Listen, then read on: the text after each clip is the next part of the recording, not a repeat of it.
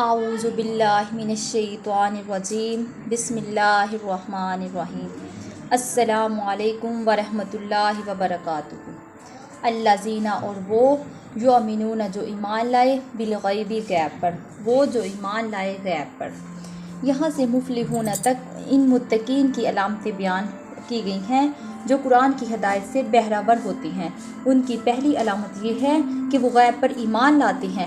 ایمان کا معنی ہے محکم یقین، اور غیب ہر اس چیز کو کہتے ہیں جو ظاہری حواس کی رسائی سے بلند اور عقل کی سمجھ سے بالاتر ہو، مثلاً وحی، فرشتے، قیامت، جنت، دوزخ اور خود ذات الہی۔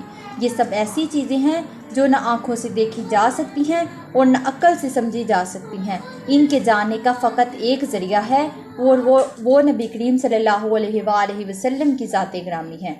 اس کی زبان حق کے ترجمان سے جو کچھ نکلے اس پر انسان محکم یقین رکھے۔ اس لیے ایمان بالغیب کو تقوی کی اولین شرط قرار دیا گیا ہے۔ تو معلوم ہوا کہ متقی کی پہلی علامت یہ ہے کہ وہ حضور نبی اکرم صلی اللہ علیہ وآلہ وسلم کی بتائی ہوئی تمام چیزوں پر محکم یقین رکھتا ہے۔ وَيُقِيمُونَ الصَّلَاةَ اور صحیح ادا کرتے ہیں نماز۔ یہ متقین کی دوسری علامت ہے۔ قرآن میں یہ حکم نہیں ہے کہ نماز پڑھا کرو، بلکہ جب بھی فرمایا اور یہاں بھی فرمایا تو یہی فرمایا کہ نماز قائم کرو۔ نماز قائم کرنے کا مطلب یہ ہے کہ نماز کو تمام حقوق ظاہری اور باطنی کے ساتھ ادا کرو۔ نماز کے ظاہری حقوق تو یہ ہے کہ سنت نبوی صلی اللہ علیہ وآلہ وسلم کے مطابق تمام ارکان بجا لائے جائیں، اور باطنی حقوق یہ ہیں کہ تو خضوع و خشوع میں ڈوبا ہوا ہو اور احسان کی کیفیت طاری ہو، یعنی تو محسوس کر رہا ہو کہ گویا تیرا معبود تجھے دیکھ رہا ہے، ورنہ کم از کم اتنا تو ضرور ہو کہ تیرا رب تو تجھے دیکھ رہا ہے۔ اس ذوق و شوق سے ادا کی ہوئی نماز وہ نماز ہے جسے دین کا ستون کہا گیا ہے، وہ نماز ہے جسے مومن کی معراج فرمایا گیا ہے۔ وَمِمَّا رَزَقْنَاهُمْ يُنْفِقُونَ وَمِمَّا اور اس سے رَزَقْنَاهُمْ روزی دی جاتی ہے، يُنْفِقُونَ اور وہ خرچ کرتے ہیں، اور اس سے جو ہم نے انہیں روزی دی خرچ کرتے ہیں۔ لغت میں رزق کہتے ہیں حصہ اور بخشش کو، خواہ وہ حسی ہو یا معنوی۔ مال، اولاد، علم، معرفت، اس لحاظ سے سب رزق ہیں۔ یہاں بھی رزق کا یہی لغوی معنی مراد ہے۔ اس آیت سے پتہ چلا کہ جو کچھ کسی کے پاس ہے، مال و جاہ ہو یا علم و عرفاں ہو، کسی کا اپنا نہیں بلکہ سب اللہ تعالیٰ کا دیا ہوا ہے۔ نیز اللہ تعالیٰ کی خوشنودی اسی میں ہے کہ وہ اس میں بخل نہ کرے بلکہ جو ان نعمتوں سے محروم ہے ان میں تقسیم کرے۔ دولت مندی اپنی دولت سے، علم اپنے علم سے، عارف اپنی روحانی فیوز سے مستحقین و مالا مال کرے۔ یہ فیض عام متقین کی تیسری علامت ہے۔ والذین اور جو لوگ یؤمنون ایمان لائے اور جو ایمان لائے۔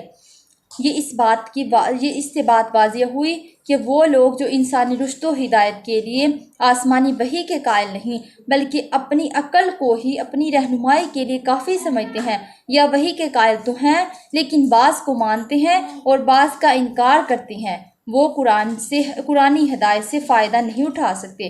یہ چوتھی علامت ہے۔ نیز اس آیت میں حضور صلی اللہ علیہ وآلہ وسلم اور ختم النبیین کی واضح دلیل ہے، کیونکہ وحی جس پر ایمان لانا ضروری ہے وہ یا تو حضور نبی اکرم صلی اللہ علیہ وآلہ وسلم پر نازل ہوئی یا حضور صلی اللہ علیہ وآلہ وسلم سے پہلے۔ اگر نبوت کا سلسلہ جاری ہوتا تو حضور کریم صلی اللہ علیہ وآلہ وسلم کے بعد بھی وحی نازل ہوتی اور اس پر ایمان لانا ضروری ہوتا۔ اس صورت میں یہ آیت یوں ہوتی: وَمَا أَنزَلْنَا مِن قَبْلِكَ وَمَا يَنزِلُ مِن بَعْدِكَ بِمَا أُنزِلَ اور جو ہم نے نازل کیا الیک آپ پر، وما اور جو انزل ہم نے اتارا من قبلک آپ سے پہلے، وبالآخرۃ اور وہ آخرت پر ہم یوقنون یقین رکھتے ہیں، اور جو ہم نے آپ سے پہلے اتارا وہ آخرت پر یقین رکھتے ہیں۔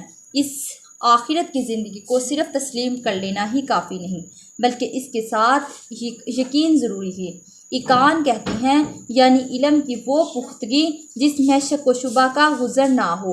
اور جب کسی چیز حقیقت کا علم اتنا پختہ ہو جائے تو عقل، دل اور ارادہ کو مسخر کر لیتا ہے۔ انسان اس کے خلاف نہ کچھ سوچ سکتا ہے اور نہ کچھ کر سکتا ہے۔